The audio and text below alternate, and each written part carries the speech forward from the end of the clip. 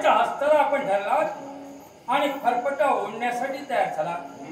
हा काय प्रकार आहे? राधे चंद्रवर्मा, मी तुमच्या कन्येचा हस्त पकडला म्हणून रागे भरला.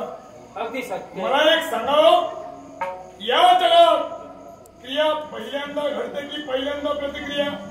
जीवनात प्रथम क्रिया घडते आणि तदनंतर त्याच्यावर प्रतिक्रिया असते. ज्याप्रमाणे क्रिया त्याप्रमाणे प्रतिक्रिया. मला अशी कोणती क्रिया जर योग्य असेल तर त्यावर उमटली जाणारी प्रतिक्रिया सुद्धा योग्य असते आणि क्रिया जर अनुचित असेल तर त्याच्यावर उमटणारी प्रतिक्रिया सुद्धा अनुचित असते. काय घडलंय? एक क्रिया अशी कोणती माझ्या बाळाने घडविली म्हणून आपण आपल्या जीवनात मागचा पुढचा विचार न करता प्रतिक्रिया निर्माण करण्यासाठी तयार. राधे चंद्रवर्मा, स्वयंवराला सुरुवात झाली. तुमची कन्या स्वयंवर मंडपाला येतात. साऱ्यांकडे तिच्या नजरा गेल्या. साऱ्यांना नतमस्तक होण्यासाठी ती गप्पा ठरली. स्वयंवराला सुरुवात झाल्यानंतर या तुमच्या पोरीनं या हस्तिनापूरच्या युवराजाला पकडून दाखवला आणि तो अपमान सहन झाल्या कारण भरलेल्या स्वयंवर मंडपाच्या ठिकाणी तिचा हस्त पकडला. काय चुकलं माझं? चुकलं तर एकच चुकलंय. काय ते? माझी बाळ दोषी आहे असं तुमचं म्हणणं आहे. दोषी आहेत कारण तुम्ही म्हणतात म्हणून मी म्हणत नाही. आणि याला कारण काय असेल? माझ्या बाळानं आपल्याला तोंड मुरडून दाखविलं म्हणून मी भरल्या स्वयं मंडपात तिच्या हस्ताला धरून तुम्ही त्याला फरफटा नेण्यासाठी तयार झाला. यावेळी माझी बाळ चुकली असेल मी नाही म्हणत नाही, पण चुकीला शासनाने ठरलेलं आहे. पण तत्पूर्वी आपल्या जीवनात आपल्याला एकच प्रश्न मला करायचे. मूल चुकलं तर मुलाच्या खोबाडीत मारावा की बापाजवळ प्रश्न करावा? निश्चितच ज्या पद्धतीची चूक असेल ती मुखातून बाहेर पडले. कृती जर योग्य असेल तर प्रतिक्रिया सुद्धा योग्य उमटली जाते आणि कृती जर अनुचित असेल तर त्याच्या उमटणारे पडसाद सुद्धा अनुचितच असतात. त्या पद्धतीचा जर त्या पुत्राकडून अनुचित प्रकार घडला असेल तर बापाला सांगण्यापूर्वी पहिल्यांदा थोबाड पडलं पाहिजे. जीवनात कुणी म्हणजे ज्या व्यक्तीचा अपमान झालाय त्याने थोबाड फोडायचं असतं. हे सर्व काही तुम्हाला कोणी शिकविलं? कारण तुम्ही म्हणतात की जर थोबाड फोडलं पाहिजे, मूल चुकलं असेल तर मुलाच्या पद्धतीने थोबाडीत मारणं योग्य नाही. जर बापानंच त्याचा जवळचा काढावा जर असेल तर ते योग्य ठरतंय. मी बाप समोर आहे, देवता म्हणून मी उपस्थित आहे. माझ्या मुलीच्या बाबतीत जर अपमान घडला असता शासन काय करायचं हा माझ्या जीवनात मी प्रश्न निर्माण केला असता. त्याचा योग्य तो विचार सक्षम केला असता. पण जाणून जो मागचा तुमचा विचार न करता भरल्या गडबड तुम्हाला मुलीचा अर्थ बनवून देतात. हा कुठला नाही झाला. तुमच्या या कलिंग देशात पद्धत असेल, चोर चोरी करून गेल्यानंतर दिवे पेटवायला तुम्ही धावत असाल. हस्तिनापूरची ती पद्धत नव्हे. हस्तिनापूरची पद्धत वेगळी आहे. ज्यावेळी चोरी केली जाते जेव्हाचा तेव्हा आणि जशा तसं शासन केलं जातं.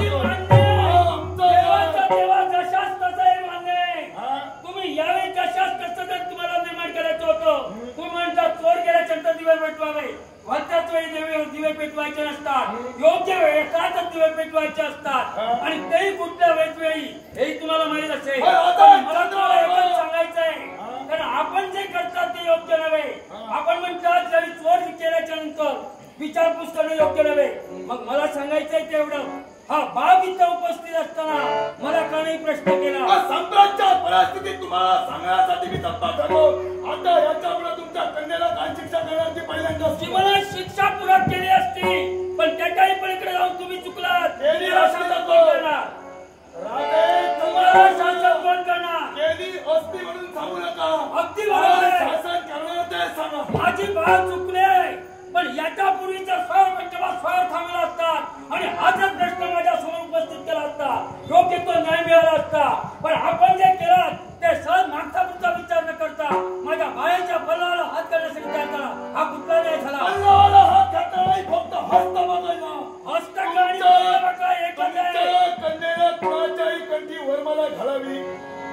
कन्यासारख्या 56 पोरी माझ्यासोबत उभ्या आहेत. तुमच्या पोरीची अरे, पण 56चा प्रश्न बाजूलाच राहिला. माझं 56चा फक्त सांभाळून तुमच्या जर कन्याला ही जर तुमची शिकवण असेल तर राजा चंद्रवर्मा बाप म्हणून कुठेतरी कमी पडला असं म्हणावं. जीवनात मी बाप म्हणून कमी पडलो.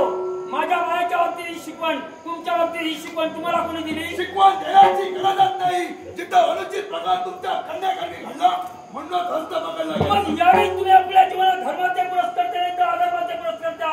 वाकड्या दिशेला वाटचाल करण्याची सवय करायची तुम्हाला असेल, पण मला नाही. सत्याचा न्याय नीतीचा पाठपुरावा करणं हे माझ्यासारख्या राजाचं काम आहे. सत्याचा पाठपुरावा करत असं साम्राज्याने म्हणू नका. कारण मी सांगितल्यानंतर तुमच्या कन्याला काय शासन करणार हे तुमच्या मुखातून शब्द आले. जीवनात तुम्ही सांगितलं, पण त्या सांगण्यापूर्वी तुमच्या जीवनाचा अर्थ तुम्हाला कळला नाही.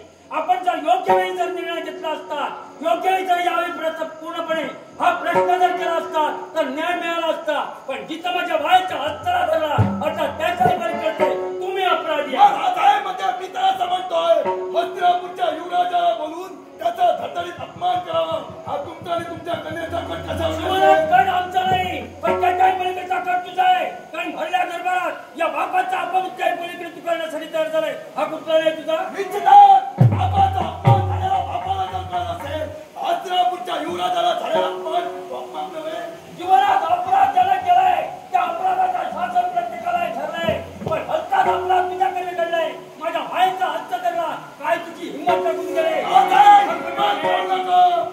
साम्राज्य परिस्थितीत हिंमत करू नका. लक्षात ठेवा.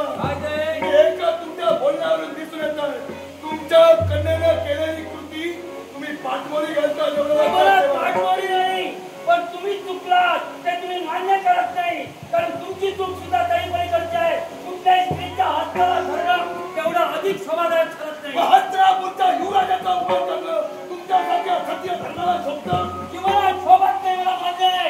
कारण ज्या माझ्या बायानं अपमान केलाय त्याचा मला प्रश्न तुम्ही केला असता तर योग्य वेळी त्याचा उत्तर किंवा त्याची साम्राज्य परिस्थितीत तुमच्या कन्याला पृष्ठभागी तुम्ही घालता. मी पृष्ठभागी नाही. अपराधावर बांधून घालणे माझं काम नाही. पण काही पलीकडचा अपराध तुझा असल्या करणं तुला शासन करणं तेवढंच बरं. राजा चंद्रवर्मा साम्राज्य स्वयंवराच्या ठिकाणी केवळ एकच निदर्शनास येतं. हरणाऱ्या स्वयंवर मंडपाच्या ठिकाणी हस्तिनापूरच्या युवराजाचा केलेला अपमान तुम्ही तुमच्या कन्याची पाठपोळे घालता. म्हणून तुम्हाला तुमच्या जीवनात तुम्ही किती उदास स्वतःच्या प्रतिमेला देण्याचा प्रयत्न करत आहे. काही छोटीशी धागाडी तुमची प्रतिमा आहे आणि असं तर तुम्हाला एवढं सांगतोय तिथून सहज तुम्हाला घडलेलं नाही. तर निश्चितच तुमचा अपमान करायच्या काही पलीकडे माझ्या वयाच्या हत्याला तुमच्या नाही नसला तर निश्चितच तुम्हाला प्रतिकार करण्यासाठी हिंमत राहून गेली. राजा चंद्रवर्मा तुमच्यासारखे काही क्षत्रिय उद्या राहिले असतील. प्रत्येकाची द्वंद्व बघली. इतरांची गरज नाही. हा एकाच क्षत्रिय तुम्हाला पुरवठा आहे. मागचा तुमचा विचार न करता निश्चितच तुम्हाला प्रतिकार करण्यासाठी राज्याचा